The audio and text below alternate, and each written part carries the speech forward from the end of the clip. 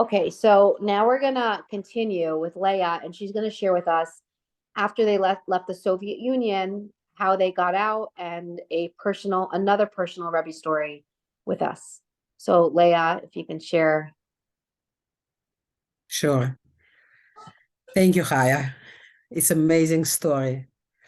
So first of all, when my father came out of prison and we was ready to leave Russia, my mother took all the papers and the passports and she went to the office called Ovir to apply to leave Russia.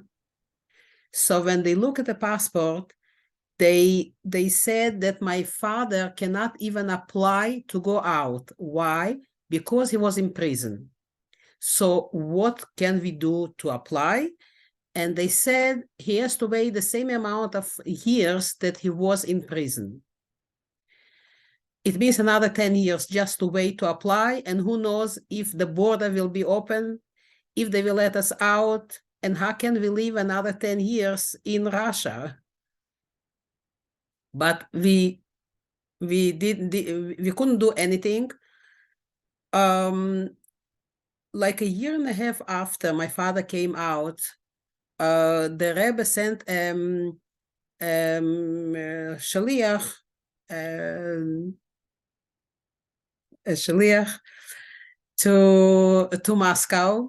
His name was Gerstenberg Jacobson, the father of the Y.Y. Jacobson and Simon Jacobson. He came to Moscow. My brother came to Moscow to meet with him, and he gave him over the whole situation where we was in. So first of all, they didn't sit down and drink a cup of coffee or even in the park of a bench, because it was very dangerous to speak to American tourists coming into Moscow. So they met on a corner in Moscow on a busy street.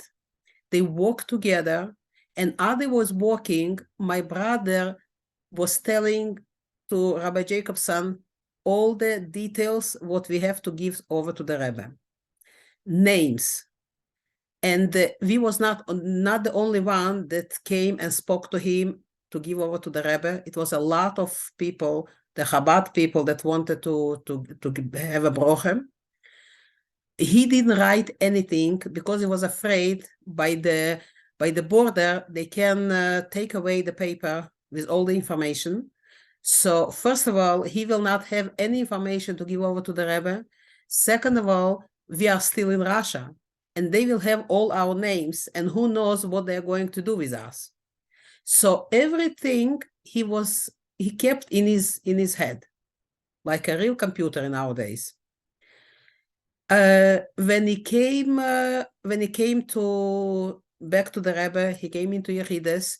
He was for a long time in Yechides, and he gave over everything for everyone, whoever asked, whatever they need.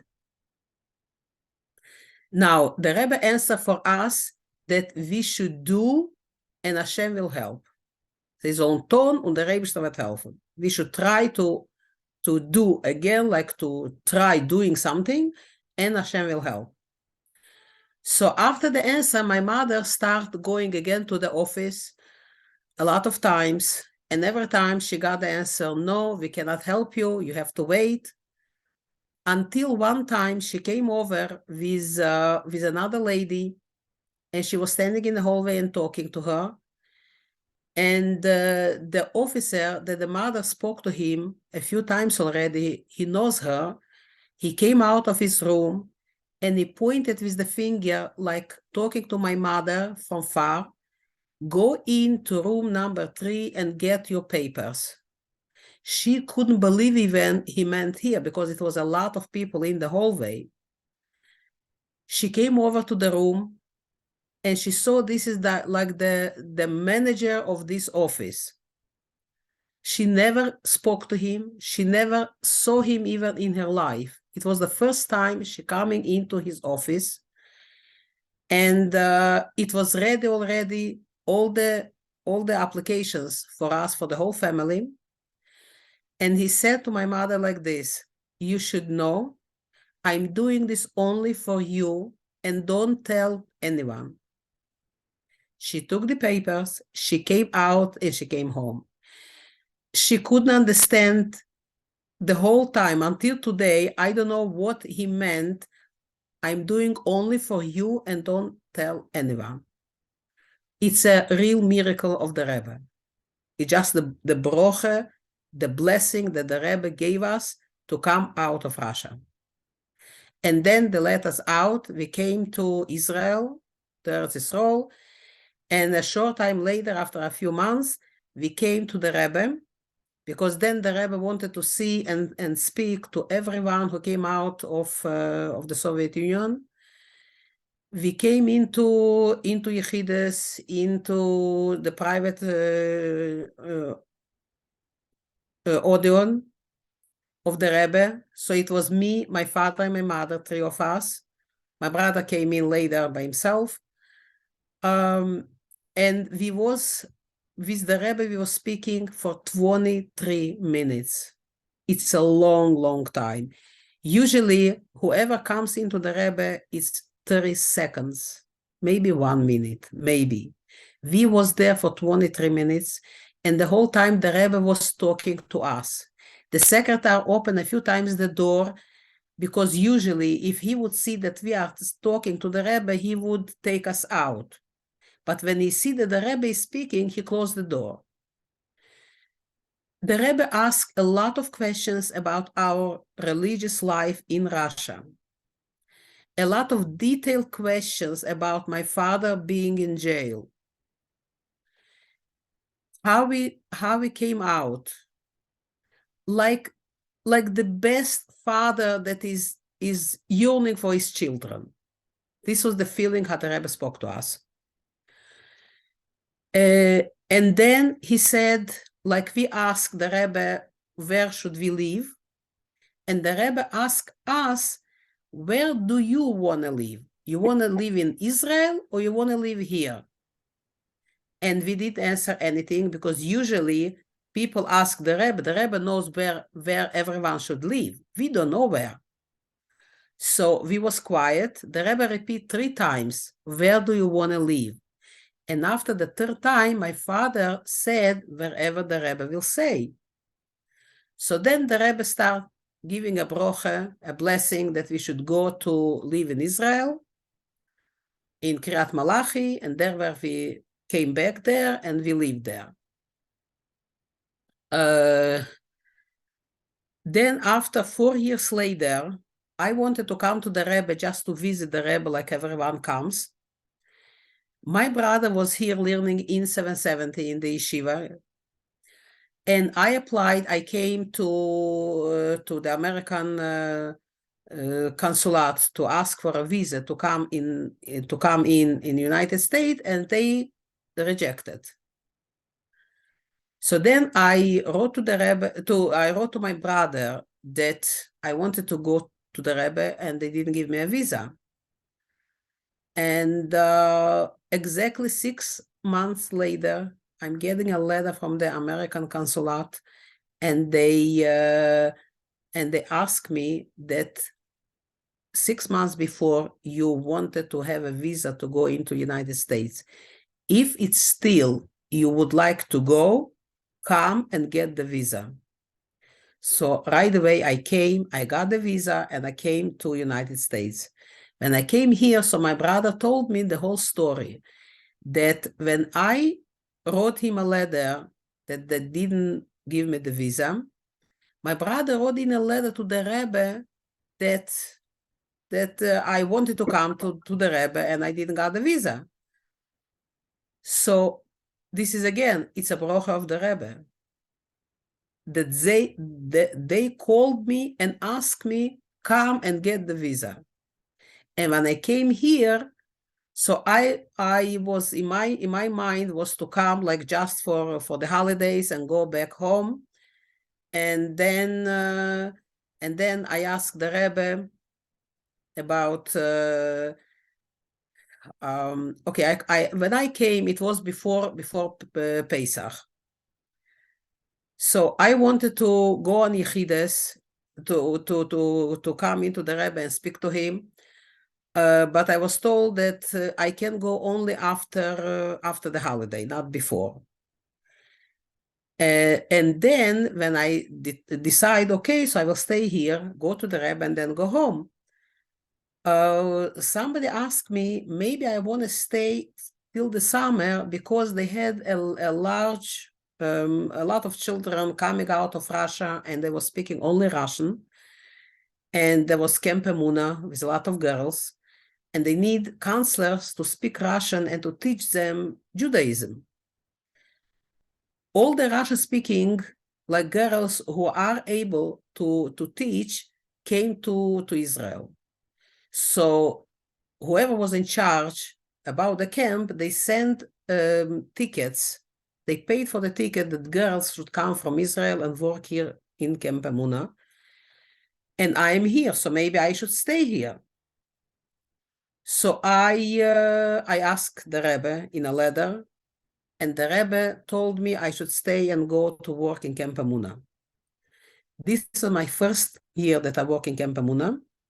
And after the summer, I wanted to stay already for the whole holidays, for the New Year, for Rosh Hashanah, Yom Kippur, Sukkot. So I wrote into the Rebbe that I finished camp, like the Rebbe told me. Now I had a month before Rosh Hashanah, so I went to work in the office here. And then after the holidays, I want to go home. So the Rebbe responded, להתעסק בחינוך. I should do something in education.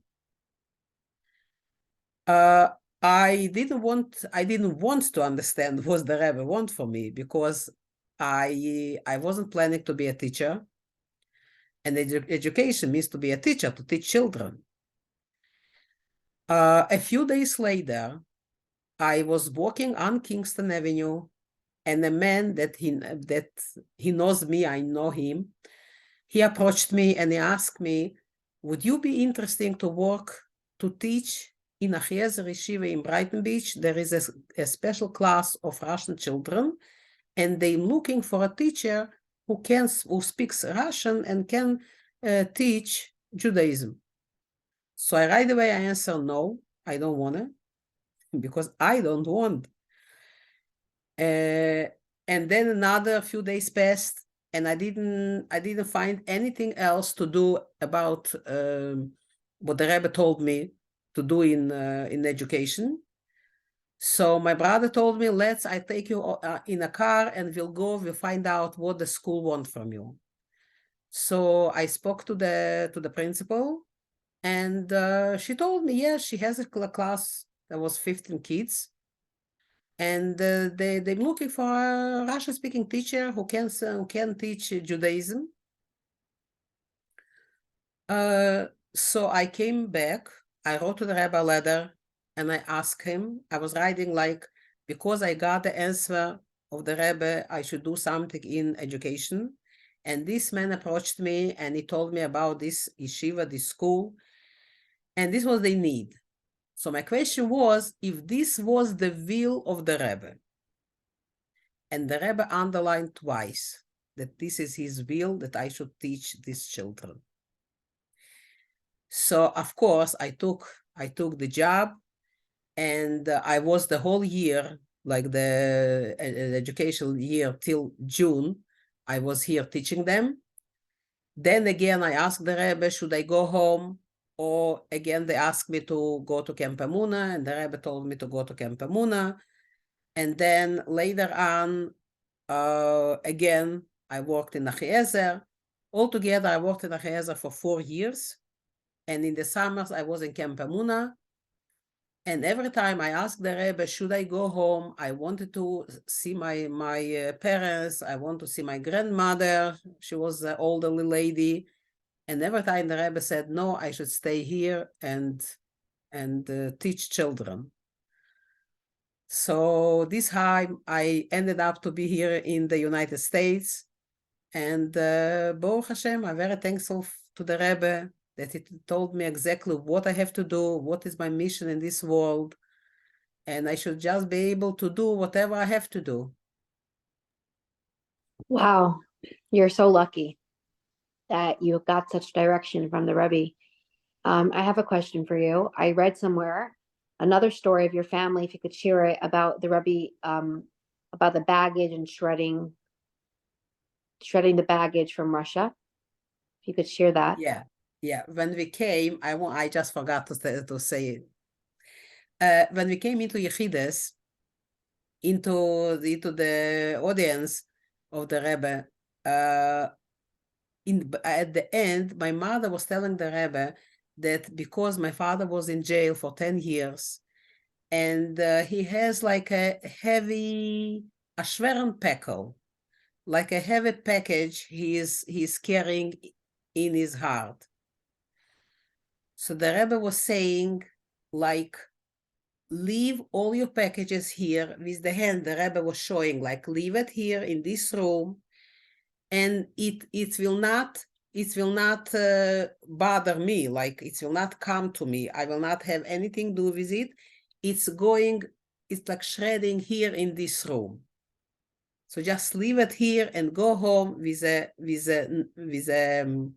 good heart. Wow. And did you feel like your father was able to let go of all his past nightmares and experiences after that? All, I don't know, but some, yes. Wow. Because when he was walking in Israel, in the streets, he was always like looking backwards, like feeling maybe somebody is walking after him. Right. Well, it makes sense because his whole life he lived in fear. Yes. That's what the communists, Rishayim, evil people did to our families. Wow, thank you for sharing those stories. And do you feel fulfilled now with what the Rebbe wanted your mission to be in life of being a teacher? Can you tell us a little bit about what you do today? Okay, so I used to teach in this Achiezer Yeshiva. I was for 4 years. And then I got married before and I had children, and then I stayed home. And later I started giving lessons to the Russian immigrants who comes here to United States, like different topics. For now, it's going on like twice a week. I'm giving lessons every Thursday morning and every Shabbos afternoon. This is about teaching. Also, I'm going on Mivtzoyim, and I teach there also. Like, I'm telling them stories about the Parsha and different stuff. And I Like feel that where do you go on Mifsayim, which is outreach? it's like a daycare in Shipson Bay. I forgot the name because I'm going. Somebody takes me by car, so I don't know the way, like how to go and the street even and the name. But yeah, they're also looking forward every week when I go there. And also I start working. It's over 30 years that I'm working in the mikvah here in Crown Heights, in the woman mikvah. Actually, the Rebbe's mikvah, that the Rebbe was there. And I feel that this is my mission. This is my shlichus. This is my what I have to do in this world. Wow. Thank you so much for sharing those beautiful stories. And you should always feel that you don't have packages on your shoulders, and you should feel light. And thank you for sharing all the stories. I'm sure you have so many more of the Soviet Union, but thanks for sharing what you did with us tonight. And thank you for sharing these incredible Rebbe stories. And, I hope everyone has direction like you, and you're very blessed and lucky. And we're very blessed and lucky to have you here living in Crown Heights with us. So thank you, Thank you Leah, so much. for sharing. Have a wonderful night. Thank you, Chaya. Good night. Good night. Thank you again. And I hope you all enjoyed these stories.